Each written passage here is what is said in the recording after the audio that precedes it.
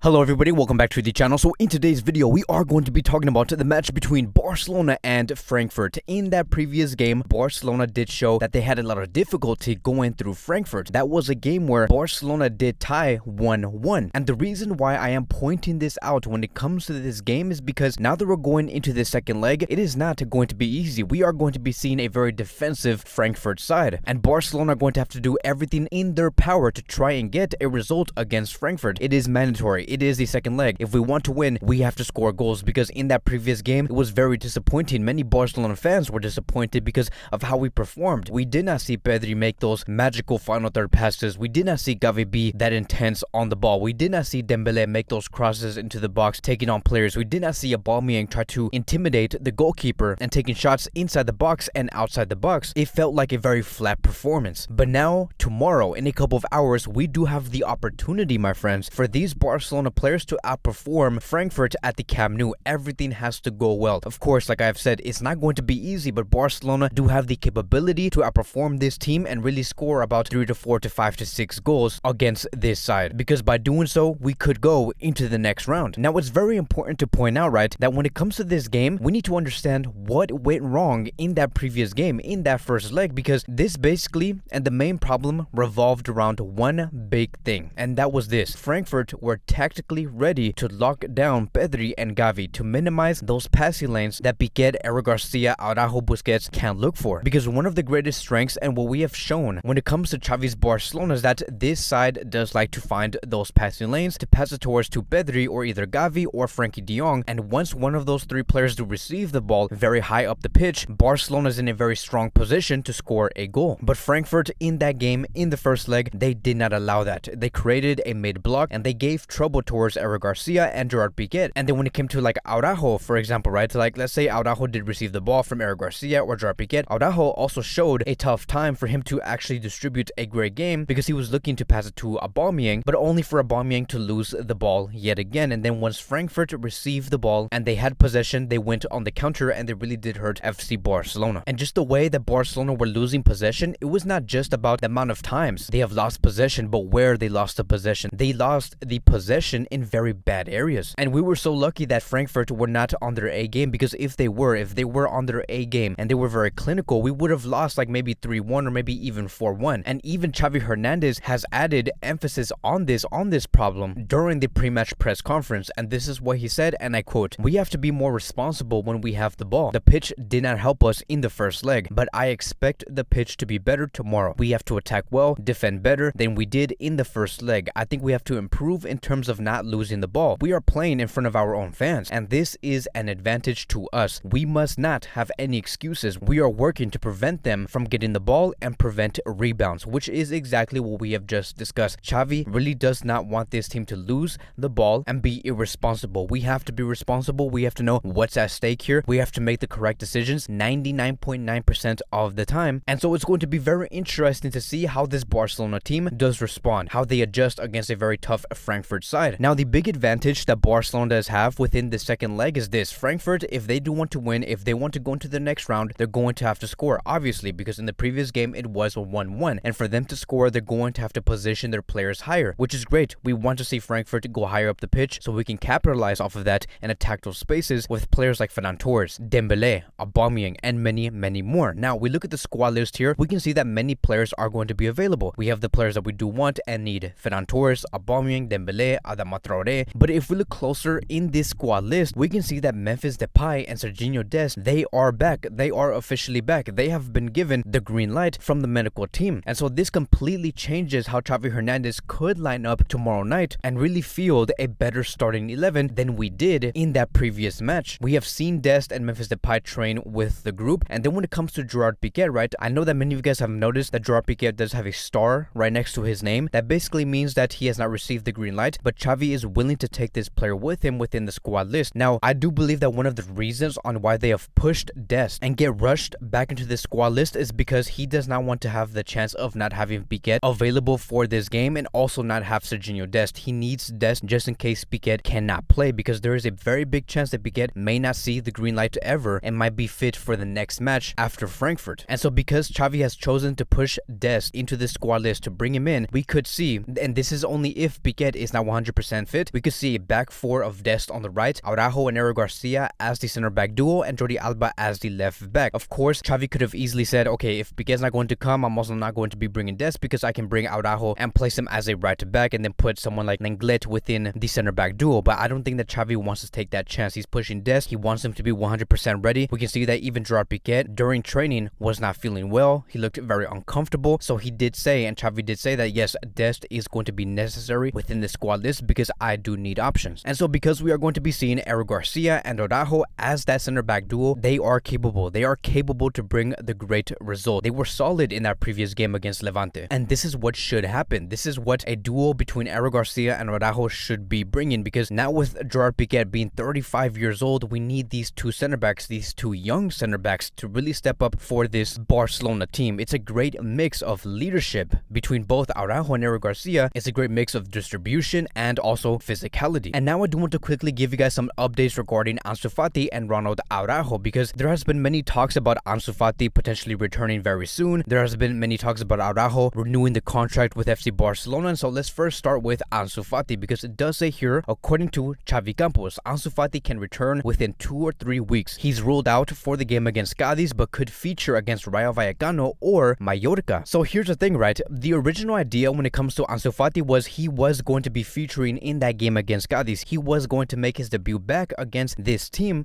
but it has been pushed back. According to this report, it does seem like Barcelona are being very cautious on Ansu Fati and they do not want to rush him by any means. They maybe just do not see Ansu Fati 100% correct like they expected him to be by this time, and they do not want to see Ansu Fati experience yet again another setback just because they have rushed him in back in the game against Cadiz. And so now everything does indicate that Ansu Fati will be returning in about 2 or 3 weeks, not against Cadiz. And now when it comes to Ronald Araujo, it does say here, according to Mateo Moreto, that the plan for Ronald Araujo is to sign his renewal next week. And so this is confirming, ladies and gentlemen, that the contract is ready. There has been an agreement by all parties when it comes to the agent, the player, Barcelona, Joan Laporta, Mateo Alemán, and this is going to be a moment for us to celebrate, right? Because this is fully deserved. The player fully does deserve a contract renewal with this club. I'm so happy that Barcelona have made the strength and have shown the eagerness to retain this player. And hopefully in a couple of hours, we can see Araujo have a wild game against Frankfurt to really show his performance yet again and to show that yes, he is one of the future players of this club and for many, many years. Now let's move on towards the next phase of this video, and now we're going to be talking about the most likely possible starting 11 that we could see, and this is going to go based off what we did see in the squad list and what Xavi Hernandez does want to see on the pitch. And so we are going to be going with a 4-3-3 lineup and having Ter Stegen in goal, Jordi Alba as the left back, Araujo and Eric Garcia as the center back duo, Sergino Dest as the right back, Busquets, Pedri and Frankie as the main midfield, and then having the front three being Dembélé on the right wing, Aubameyang as the striker, and Ferran Torres as the left winger. Now, I do want to point out 3 different things. I do expect Sergino Dest to play in this game, to start in this game. I do think that he will be okay. I do not see Xavi Hernandez really risking someone like Gerard Piqué, especially when you know that he's 35 years old. The more you try to risk him, the better chance he is to get injured and be injured for a very long time. Having a defensive line of Dest, Araujo and Eric Garcia can bring the results. It is going to be bringing more attacking opportunities, something that we did not see up against Frankfurt. Yes, we could have Araujo as the right back, but Dest playing as the main right back over Araujo will bring Barcelona more emphasis and more attacking opportunities on that right side. And then when it comes to Frankie de Jong, I understand that Gavi did play and start up against Frankfurt in the first leg, but when Frankie is 100%, when he is actually trying and not being lazy on the field like he did against Levante, Frankie de Jong is a world-class player. He is untouchable, and I do expect Frankie de Jong to really have a world-class performance up against Frankfurt and deliver within that midfield, being that feeder, being that defensive reinforcement for someone like Sergio Busquets. And then the last point, it is going to be Aubameyang. I do expect Aubameyang to have a great game. Again, in that first leg against Frankfurt, he did not really do much, and I do expect Aubameyang to score about 1 to 2 goals in this second leg, because Dembélé is going to be there to deliver the assist. Ferran Torres is going to be there to look for those passes, and so Aubameyang has everything to really make something happen on that night. But that is going to be wrapping up today's Barcelona pre-match preview. Thank you guys so much for watching. If you guys are new here, welcome to the channel. Please like, subscribe, comment, and I will see you guys in the next